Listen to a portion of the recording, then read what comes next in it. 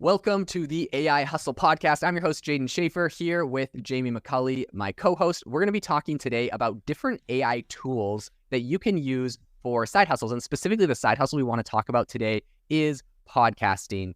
We've talked a bit about this and audio kind of stuff a little bit this week, but specifically, I wanted to talk about the AI tools that I'm using for podcasting and the ones that I think, you can use if you're either starting podcasting or you're interested in audio, the audio side hustle on Spotify, or using, helping people with audio on Fiverr. There's so many different side hustles, and audio plays such a big role. So specifically, I'm going to be talking about all the tools I use for, podcasting and whatnot, but this applies to virtually anything you do in the AI space with audio. These are the AI tools that are going to be game changers for you.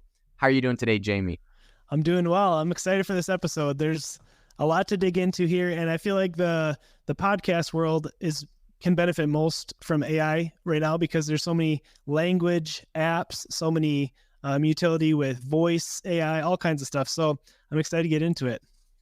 Cool. So for those that don't know, Jamie is an absolute legend on YouTube. The man has like 130,000 subscribers, something like that, on his and his wife's channel called Jamie and Sarah. And they talk about different side hustles and all sorts of stuff. So he has put together this list of tools that we're going to be going over today. And I'll also talk about ones that I have found. But the one that I wanted to talk about first, well, I guess first what I'll say is a little bit about my personal podcast workflow, how I pull this thing off, and the tools I use for that. And then I would be curious if you're using any of these for like audio stuff on your YouTube channel, but or if you see some like potential there. But I'll go ahead and kick off my workflow. So essentially for me, when I'm preparing a podcast episode, my main podcast is called AI Chat. We just passed 1 million listens on it. And that's the thing I've been working on for a long time. And essentially how I do that is I'll go and look at breaking news in my niche, which is AI. So I'll go and go look on Google News and different tech journals and newsletters, whatever. And I'll essentially go and find a few different articles on like one topic. So if a company has like a big announcement, or they come up with a new product, or they raise a lot of money, I'll pretty much go find like 3 articles about that topic, and I'll dump all of them into ChatGPT. Now, I will say, and I'll essentially have a prompt written out that's like, hey, summarize these articles, hit the main points. If there's a quote, use the quote, and like keep it. Any interesting bits of information, write it in this style. I have like my whole prompt that I use, and that's essentially how I generate my content. And the one thing that I will say that this might be a pro tip for anyone looking to do something similar, whether that you're creating blog posts or any type of content, is a lot of times when you do this kind of like article consolidation, you grab like 3 articles and condense them into one to get still the best points. ChatGPT, it's like too much content for ChatGPT. It's like too much text pretty much. So what you can do in that case is go to Poe.com, which is made by Quora. It's just a tool they've used that essentially lets you access and use a bunch of different AI tools. And there's one on there specifically made by Anthropic. It's called Claude. And Claude has a massive context window. You can put an entire book into Claude. Like you can upload the PDF of a whole book and ask it questions about it, and it'll give you answers. So Claude's amazing for that. I would use that. But yeah, that's essentially the beginning of my workflow on. And so sometimes I have to use Claude if the articles are too long. If they're short, then I can use ChatGPT. But yeah, between the two, and they're comparable outputs. So yeah, that's essentially the beginning of my workflow on a podcast. I have a question as far as that goes for you, Jaden. So we were kind of experimenting with writing ebooks using ChatGPT, specifically about the Amazon Influencer Program, which I know you know about. But it kind of got confused when we asked it to write an ebook. We were just kind of messing around with it, and it kind of pulled some information from the Amazon Associates program. I mean, kind of combined. Have you ever run into that with like information being not 100% correct or needing to proofread it all? Always have to proofread it because it does get confused. Honestly, sometimes when I'm doing so, for example, something with like the Amazon Influencer Program, and also for anyone listening, if you were trying to get ChatGPT to write about something really new and recent, I mean, of course, I just mentioned the news that I like cover. So that's like a prime example of this. Yep. I can't just go to ChatGPT and say, write me an article about Anthropic's $500 million round of funding they just did, because, well, ChatGPT, it doesn't have the latest data. Now, Bing's AI chat is better at that, and Google Bard is a little bit better at that, but still ChatGPT, in my opinion, has like the better content. So that's what I'll always use for this kind of thing. But those ones do have like the latest news. There's a couple things you can do. If you have ChatGPT Pro, they have the web browsing plugin. So if you enable that, it can like pull out new stuff. But again, if it's confused about something, what I do with the article, right, I'm pasting in the full article. And I'm like, here is the content that you're going to be basing what you're giving me off of. And I think it's the same thing if you're going to do an ebook like that. If you just went to the Amazon influencer programs like terms of service and copy the whole thing and say like, write me a chapter about what they have to know about the terms of service, what's really relevant to them. Write me a chapter. And then, but yeah, you're just like, you're giving it the content and it's basing it off of that. I think that might be your best way to go about something like that. Yeah. So it's still, you got to think of ChatGPT as a tool and not like your full, it's not going to do everything for you. You still have to, it's just going to help you save time essentially. But you still got to make sure you're proofing stuff. Let's talk about a few other tools here. How about, do you use any specific editing programs for your podcast, or is it pretty much start and do you like produce any of the audio with certain apps? What are you using for your post-production? Yeah. So after it's recorded, I always run everything, even though my microphone's fairly decent. I run everything through Adobe Audio Enhancer. That's amazing. And there's a couple other ones that have come out that are kind of in the same space. But yeah, Adobe Audio Enhancer is the one that I think is the best. And it's actually free. So anyone can go use it. You don't need a paid Adobe account. And they give you like 4 hours a week, I think, or something. Maybe it's a month. No, I think it's I don't know, whatever. Go check it out. I'm sure they change it all the time. But yeah, it's free. Use that. It's awesome. It makes your audio good. And then as far as like editing podcasts goes, I use Autopod, which I know it's went viral, so it's kind of like a lot of people know about it. But essentially what it is like right now, Jamie's filming his own clip of himself talking. I'm filming my own clip of myself talking. What's the best in this situation is if you have like 4 cameras, right? That's like 2 angles for me, 2 angles for Jamie. You would essentially grab all the clips, put them into Adobe Premiere's timeline, and then you just click like Autopod edit, and it goes and automatically chops it up. So it's like, it automatically edits it. And I believe you've used this before, haven't you, Jamie? Yeah, no, that one is absolutely amazing. We use that for YouTube. I think there's some crossover here with some of these podcasting tools with YouTube because, specifically if you're working on long form content, you're going to want to have tools to save you time. So that Autopod is a great one.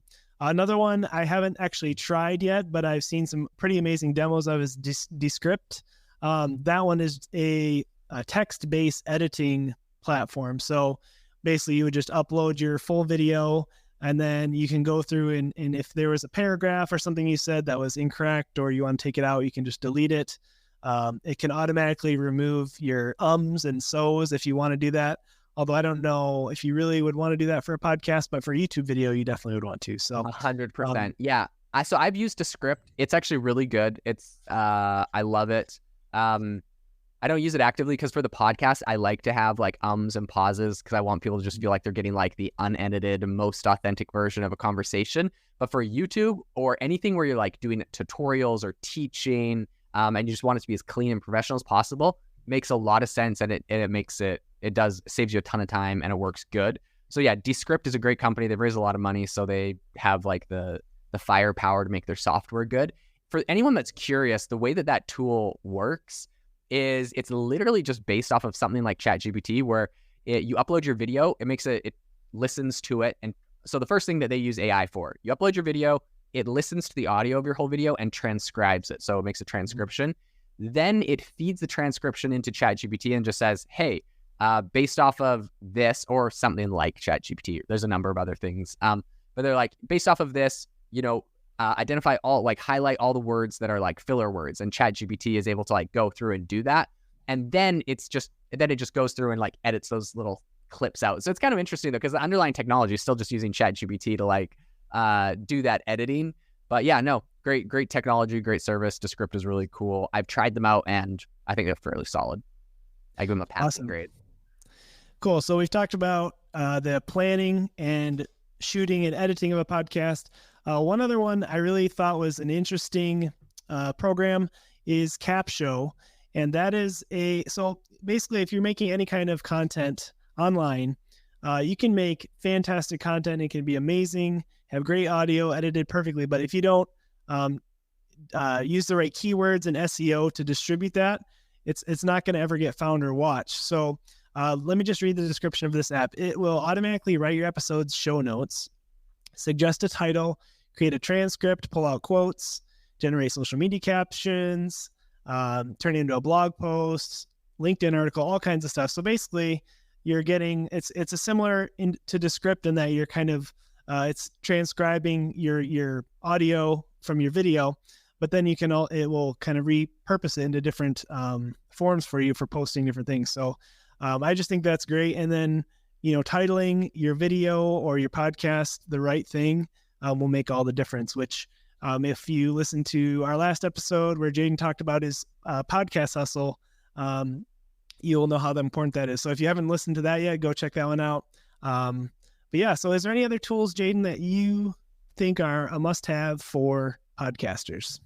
Yeah. So I have a couple others, but so I'll just say this is the first time I've ever heard of Capsho, so I appreciate you bringing it up. I was just looking over their website. This thing looks really, really cool. So I actually do a lot of the stuff that Capsho does. So pretty much it looks like you just upload your episode and then it's able to generate all that stuff for you, which is amazing because when you're trying to do marketing and you're trying to push it, the more content you can create out of the least amount of work, the better.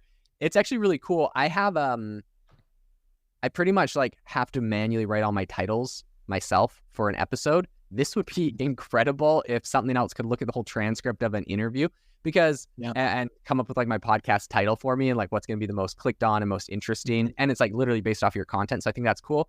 Something that I have that's been annoying for me because I've tried to do this just using ChatGPT pretty much, where I just literally pretty much when I do an interview with someone, I will put in their bio and a bunch of information about them and then get ChatGPT to write me questions that I can ask them.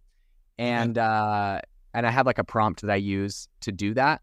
And then I try based off of those questions to write a title and description. But the problem is sometimes when I do an interview, it goes I don't want to say off the rails, but it just goes a completely different direction. And I just scrap the questions altogether that ChatGPT gave me because I'm like, oh my gosh, they did this other interesting thing I didn't realize. And I just dive deep on whatever that topic is.